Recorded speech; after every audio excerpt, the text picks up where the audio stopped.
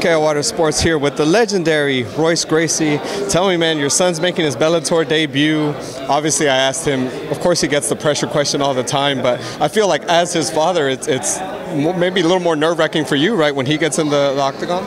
It's always more nervous. We on the corner, we get more nervous. I know how my brothers, cousins felt, because I remember a couple of times walking out to the cage. I stop, I turn around, I was like, guys, relax, I'm home. Right. Whew, I can feel they feel the tension, yes, the pressure. So, yes, I'll probably be nervous. Do you, But like I told him, you did your homework, you did your sacrifice, you studied the opponent, you did everything you need to do for the fight. You didn't stay home and go out party, and no, you did everything was perfect during training camp. But anything can happen, it's a fight. So how different is MMA now, obviously, than it was when you started off and you kind of made a name for yourself? I was talking to him about that. Obviously, everyone kind of assumes, you know, his jiu-jitsu is his base and that's kind of where he's good at. But, I mean, you end up having to kind of train him differently, don't you, because of all the different aspects of MMA and how much better everyone else is now? Okay. I always did the stand-up. But more for me to know is the mentality is the important. I did the stand-up. For me, I did practice boxing, kickboxing since before the first UFC. But not because I'm going to come in and try to exchange punches with my opponent that's been doing boxing for 30 years. No, it's more for me to know what's coming at me. Yes, I did wrestling, judo, karate, taekwondo. It's for me to know what is coming at me. Not because I'm going to use. And I try to get him to do the same thing. I try to guide him, to learn, for him to understand when the guy steps this way, he's going to throw a kick. When he steps that way, he's going to throw a punch. So he knows the game. Not because, oh, you have to learn because you're going to use that against your opponent. If it happens, it happens. But I tell all the time, I tell people, don't forget where you come from. So, but that doesn't mean don't learn.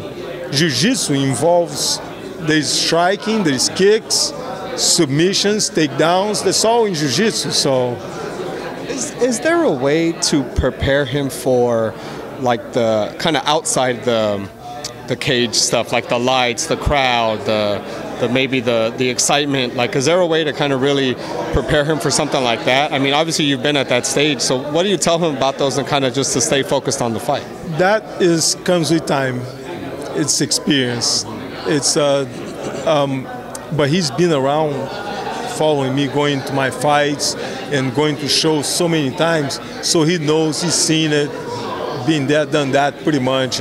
So, but this time we flip. He's on the other side of the table, yep. Normally, I'm the one signing autographs. He's just pulling the posters. Today, he signed the autographs, and I pull the posters. Changes, roles change. I want to ask you, Bellator obviously is fighting on the world, the heavyweight Grand Prix that Bellator's putting on. What are your thoughts on that? It kind of, obviously not the way you did it before, same night and all that stuff, but it kind of harkens back to the time when you first started and had that tournament style, and then at the end, there was one guy. I love the idea.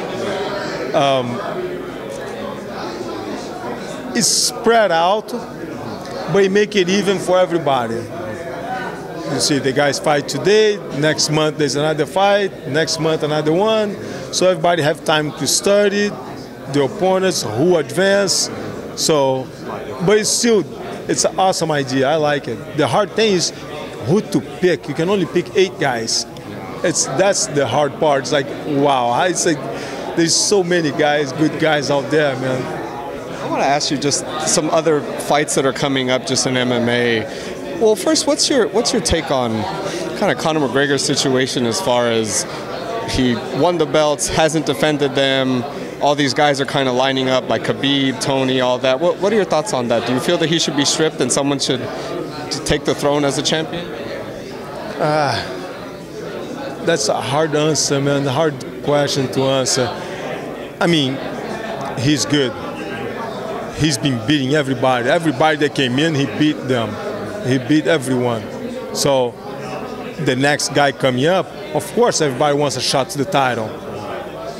I don't see anything wrong to wait. Let them fight each other, come up with a real good one, put it dispute the title. They shouldn't.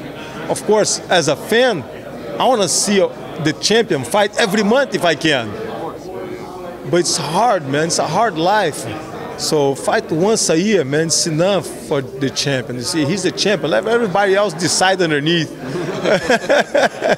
Who do you feel is the best of those three guys? Conor, Khabib, and Tony Ferguson. Who do you feel, once the dust settles, who ends up at top? There's only one way to find out. To make them fight, right? We should do a show, Bellator against them. Man, that would be a good idea. The champions over here to fight the champions over there. What fights are you looking forward to? Just kind of as a fan watching, what fights are you like, man, I can't wait to see this? Or maybe even fights that haven't been made that you're like, I really want to see these two get together. Man, the heavyweight champion tournament is going to be all of them. All the matchups are going to be awesome. I look as a fan, so I appreciate a good fight. Douglas Lima and Rory McDonald. That is going to be an awesome fight to watch too. How do you see that playing out? I'm very tough to pick, man. It can go either way. Rory is very calm, very mathematical, very tough. People underestimate how tough he is. Douglas, oh man, he's super tough. Been there, done that. So it can go either way. And speaking of the heavyweight Grand Prix, I mean, who do you think ends up at the end of that? I mean, there's so many big names, obviously big fights. Like who? I won't say. I won't put the pressure on your number one. But who do you see as maybe the top two that are going to fight for the belt? I can't pick. Like I said, it's not just those 8. There's another 8 on the outside ready to come in. That's like that anybody can be. It's having a good day. Today you can study your opponent, you can do all your homework, you can do everything right, but if you don't show up, man, on the day of the fight, I've been there, it happened to me before. You don't show up, man, anything can happen. Just kind of last quick subject I want to talk to you about. One of your former opponents, Matt Hughes, had that recent accident, and just this past weekend kind of walked out. You saw him walking and stuff like that. Yes. Tell me, what are your thoughts on that, and just kind of what he's been through and where he's at now?